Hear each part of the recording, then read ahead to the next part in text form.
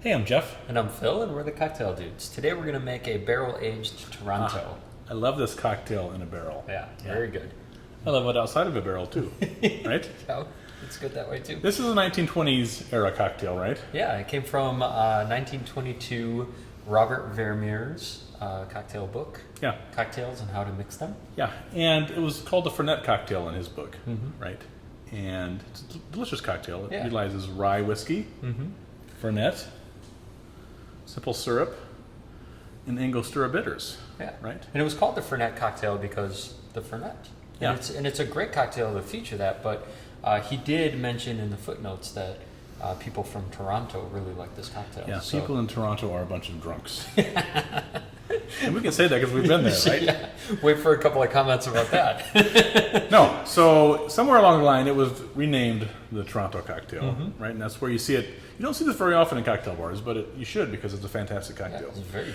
And the richness of the rye, along with the horrible bitterness from the Fernet, melds nicely with kind of the charcoaliness and the vanilla notes from the oak that you get from aging it in a barrel, right? Yeah. You can watch our video on the single serving Toronto, and we prefer a lesser proof rye in that cocktail, like 80 proof.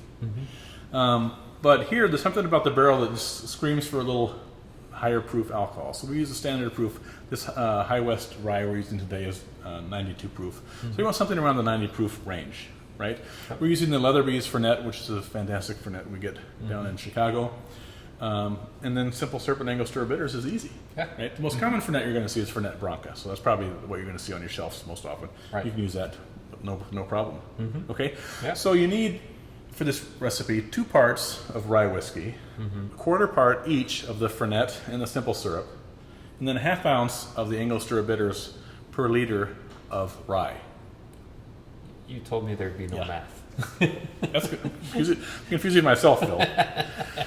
Now this is a 3-liter barrel, Right. So that means you want, if you're using a 3-liter barrel, you want 2 liters of rye whiskey, a quarter liter, which is 250 milliliters of the Fernet and simple syrup, and 1 ounce of the Angostura. Yeah. That sounded a little better. Yeah, Yeah. it did. Now we have a video on cocktail barrels, Yep. and we have different sizes. But if you're interested in like what kind to buy, how to manage them so they don't get all moldy inside and kill your guests, then just watch that. It's under our tools and techniques video, right? Yeah. Okay, so let's make this. Let's make it. We're putting in 2 liters of rye whiskey. We have these measured out. I mean, these are 2 750 milliliter bottles, and then one that we've drawn off 250 milliliters. So that's 500 milliliters. That's right. That equals 2 liters. Let's make it. You pour one, I'm going to pour the other. Sounds good. This is kind of the fun part. I love filling up these barrels. You have to check that the spout is closed, though, right? Yes. Yeah. That's very important.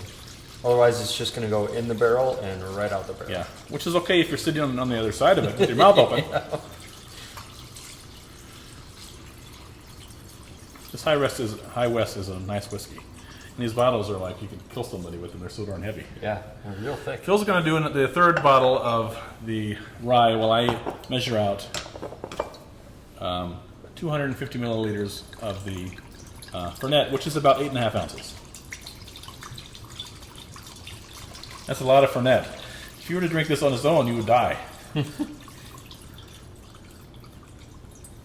Fernet is like the most bitter of all the Amari, right? Yep. All the Italian Amaros, it's like way down there. There's like no redeeming qualities to it because it has like not even any sweetness in there hardly.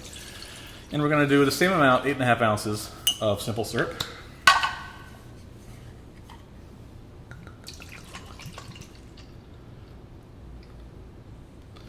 Now in this barrel, most recently we've had a Toronto, and before that a Boulevardier, and before that a Manhattan. So this barrel has seen various things. But when you're putting something as crazy as this in there with the Fernet, you're not going to really be able to appreciate what was in there ahead of it because this is kind of an overpowering cocktail. We're going to do 1 ounce of the Angostura bitters. Take off that little cap dasher. Yeah, throw that thing away. You don't need it here. There we go. So what we'll do is cap it. We usually give it a little shake, although I don't think you really have to, just to kind of mix things up. And then let it sit there on the countertop. And we like the Toronto in a barrel right at about 30 days. So, but take it, enjoy it, taste it every couple of days and see how you like it. Yeah. And to serve it, you can serve it straight from the barrel. You just pour 3 ounces into a mixing glass, stir it with ice to chill it, and then strain it over 1 large ice cube in a rocks glass and throw in an orange twist. Otherwise, if you like it as it's coming from the barrel, you can bottle it in these tiny champagne bottles.